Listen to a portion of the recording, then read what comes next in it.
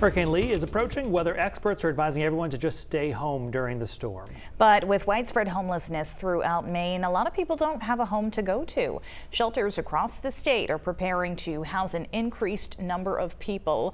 Parish Church in Portland says its doors will be open for everyone starting at 7 Saturday night. The Bangor Area Homeless Shelter says it will have 38 additional spots available beginning at 6 p.m. Hope House in Bangor will also take 10 extra people. Shelters across the state are adjusting to make sure people who are unhoused have some place dry while we weather the storm. Some of the other groups who open up the warming centers in the winter are opening their doors too. I know the Brick Church said they were going to be open from today right through to Sunday, and I know the Mansion Church said they were going to open during daylight hours tomorrow, I think 8 a.m. to 8 p.m. You can find more information about shelter hours adjusting for the hurricane on our website or our News Center Maine app. Meanwhile, here in Portland, where most of the state's unhoused are, there is a protest going on. Organizers say they are against the city's plans to close down homeless encampments. Like the one that happened last week along the Fore River Parkway. News Center Maine's Jack Momid joins us live tonight from Portland City Hall, where that protest is underway. Hi, Jack.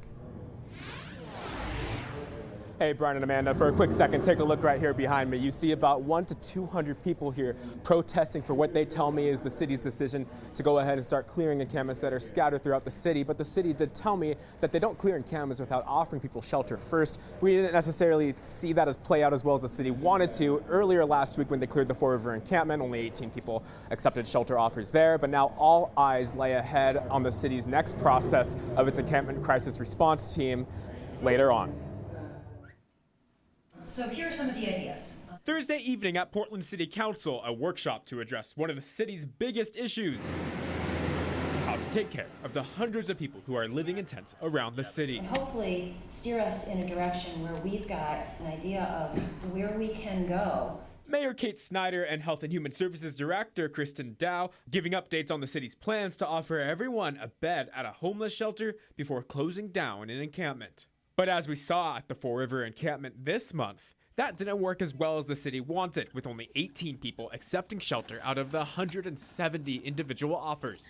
But certainly we need to continue to address those barriers. City spokesperson Jessica Grondin says the city recognizes there are complex reasons people can't go to shelter. Out of the workshop, city councilors suggested things such as increasing the shelter beds at the Homeless Services Center, lowering barriers to get into shelter, and looking ahead to the opening of a new shelter for asylum seekers that will relieve pressure off the Homeless Services Center. Well, I think we really do have an unprecedented opportunity with the opening of the new shelter in November. And that's why Allison Lovejoy with Preble Street says her organization put out recommendations to the city to welcome people into shelters as more space opens this fall. That includes reducing barriers such as lifting curfews and including all gender dorm. Much of the resources Preble Street suggested, the city says, it's been asking for a long time. We're completely in agreement, and we want to get to work on those items. But as the city now prepares to set its encampment response efforts to Marginal Way, organizers are making their voices heard. Well, essentially, the inspiration behind it was we don't want our people to die. Jess Valera with the Church of Safe Injection says that clearing encampments at the end of the day is harmful. She says she was homeless herself. You don't know if your only experience with camping is paying for a campsite, what it's like to have to live in that 24/7. Together with outreach worker Michael Fletcher, they want to make sure the decision makers know what's happening now isn't working as well as it could be. They're staying outside and not accessing shelter beds because the barriers are too high.